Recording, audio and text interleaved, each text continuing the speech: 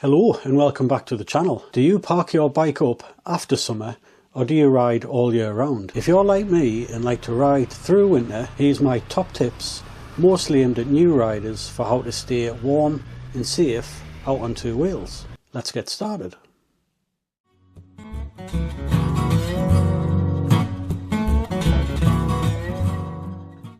The right gear makes winter riding so much easier. So as you can see here, looking very smart. These aren't my pyjamas, these are actually thermals. Now you don't need to spend much money on these. I think these were around 20 quid on Amazon. I'll put the link in the description. But a good thermal layer, such as what I've got on here, doesn't add much bulk, but it definitely adds a layer of warmth. Because what I've found is building up the layers adds to a lot more warmth and a lot more comfort. So on top of the thermal layer, just put on your normal clothes, whether it be a t-shirt, a jumper, whatever it is you might want to wear. And then I always wear this that you can see on the camera, which is RST Adventure outfit that's got quite a thick liner in, which is very good at keeping you warm. And one item that is absolutely essential is this neck warmer. Now this prevents the cold air from getting in between your helmet and the top of your jacket. And these work absolutely fantastic. When I first started learning to ride, just after I'd done the CBT, I had a little 125 and I'd ride that to work. And around November, December time, found that my whole body was generally alright, but the air was finding a way in the top of the jacket and it was spreading all the way down my chest and it was freezing us. One area that's sometimes overlooked is gloves. Now if you're riding along and it's just a couple of degrees and it's starting to rain, the wind blast on your hands will sooner or later turn them completely numb, and that's something you want to avoid. You want to keep your hands nice and relaxed.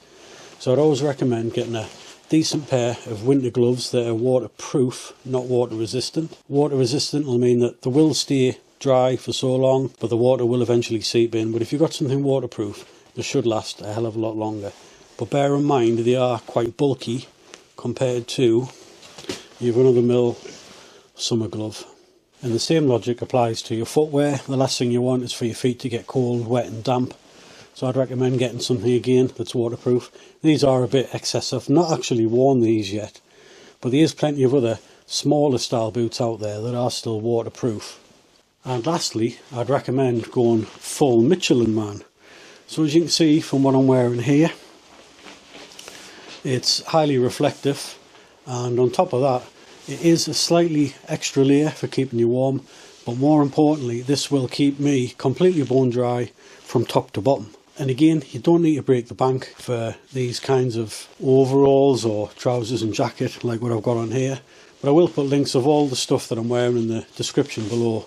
So now we've run through recommended items of clothing. The next thing to talk about is this, the bike. Hopefully you already do daily or weekly checks before you go out on a ride. But just bear in mind that those checks are a lot more critical during winter, because the last thing you want is to be stuck in the middle of nowhere, freezing cold, pitch black, with this thing breaking down, or you coming off because there's something mechanically wrong with the bike. Pay special attention to the tyres, check the treads, make sure they're at least the legal limit, which is 1mm across 3/4 of the tyre. But in reality, you just want to make sure that your tyres have got decent tread on, because you don't want to be flying around a corner in the wet with slicks and then having an off. And don't forget to check your tyre pressures. Underinflated tyre might make your handling feel a little bit sloppy, and an overinflated tyre will reduce the contact patch with the road, which is not going to be great when you're already in less than ideal conditions. Next up is my top 5 tips for riding during winter. And the first tip is just to handle the bike very carefully. So don't be too harsh with your accelerator and don't be too harsh with your brakes. Any sudden movements, especially in wet or slightly icy conditions, can cause you to lose traction, which is the last thing you want. And always remember, if it's wet, stopping distances are increased, so take that extra little bit care. Tip number 2 is to avoid white painted lines, manhole covers, any builds up of wet leaves and puddles. When wet, the white lines and the manhole covers almost turn into like an ice-like surface. I mean, they're fine if you're just going in a straight line straight over the top of them, but if you're trying to brake or corner quite aggressively on one of those surfaces, the chances are the bike's just going to slip out from underneath you. And when it comes to puddles, might be completely harmless just to go straight through it, but at least here in the UK you've got no idea what size crater pothole that could be masking, so I always just try and avoid them where it's safe to do so. And tip number 3, if you're already out on the road and it starts to rain, just be extra careful, because that rainwater sinking into the tarmac brings up all of the oil and diesel and other gunk that's been resting under there and brings it to the surface. And tip number 4 is minimise lean when cornering. Now, we all know how fun it is flying around the corners in the summer, leaning the bike over as much as you dare, but the more you lean, the less tyre makes contact with the road, which increases your chance of the back end skidding out and you having an off, which is the last thing you want. What I would suggest is plan ahead for your corners, enter your corner with reduced speed, and rather than leaning the bike, just lean your body over slightly to the side, just enough to safely get round the bend.